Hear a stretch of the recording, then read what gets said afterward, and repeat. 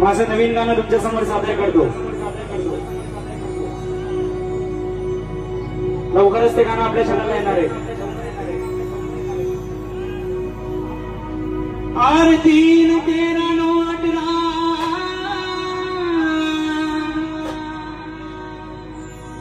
आम्ही भीमाची पोरलय कचरा. नमस्कार मित्रांनो, आता जे तुम्ही सॉन्ग ऐकलं ते सॉन्ग माझं आहे. त्या गाण्याला मला एवढी इच्छा म्हणजे आमची एवढी अपेक्षा होती त्या गाण्याची. आमच्या पण गोष्टी झाली पण त्यामुळे ते काही रिस्पॉन्स देत नाही.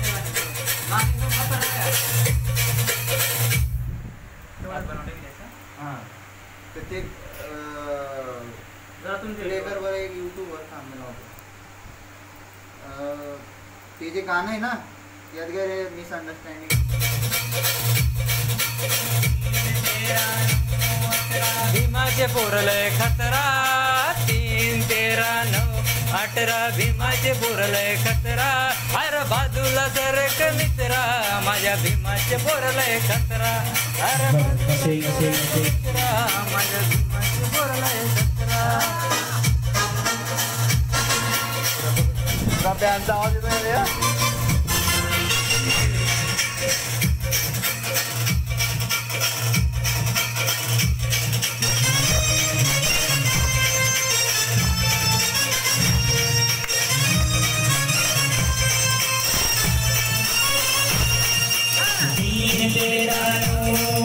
भीमाची पोरलय खतरा 3 13 9 18 भीमाची पोरलय खतरा.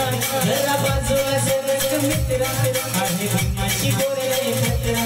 जरा बाजूला सरक मित्रा आहे भीमाची पोरलय खतरा. खतरा खतरा खतरा आहे भीमाची पोरलय खतरा. खतरा खतरा खतरा माझ्या भीमाची पोरलय खतरा. जरा बाजूला सरक मित्रा आहे भीमाची पोरलय खतरा. पुढचं काय आहे? अंतर बबलय हो भारी. पुढचं पुढे फक्त एवढा म्हणून ठेवलेला आहे. हे जे ना 3 13 9 18 भीमाची पोरं खतरा.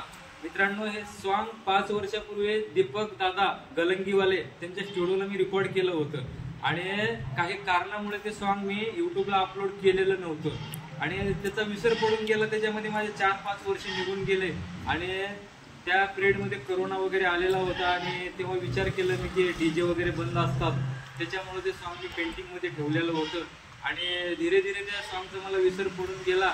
आणि दादाने असं काम केलं, दीपक दादाने, की आपला महापुरुष म्हणजे जसे वाल्मिकी यांची जयंती आली आणि त्या ठिकाणी त्यांनी 3 13 9 18 भीमाची पोरं खतरा हे जो शब्द होता त्या ठिकाणी त्यांनी एक शब्द टाकला 3 13 9 18 माझ्या वाल्याची पोरं खतरा.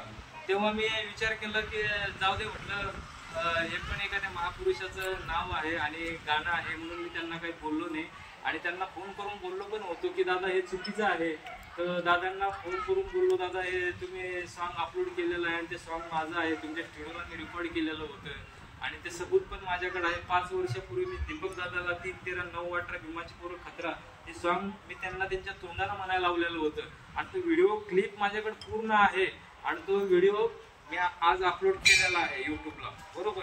आणि मित्रांनो, हे कितपत योग्य आहे आणि कितपत काय आहे ते तुम्ही नक्की मला कमेंट करून सांगा. एखाद्या गरीब कलाकाराचे राईट चोरून एखादी फॉलोअर वाढवणे किंवा फेमस होणे याला अर्थ नाही मित्रांनो. मी जास्त काय बोलत नाही. दीपक दादाला एकच विनंती करतो, दादा मी तुम्हाला फोनवर बोललो पण होतो आणि घडी घडी अशी चुकी करू नका. मला जर करायचं राहिलं तर मी काय पण करू शकतो दादा. जय खानदेश, जय महाराष्ट्र, जय भीम.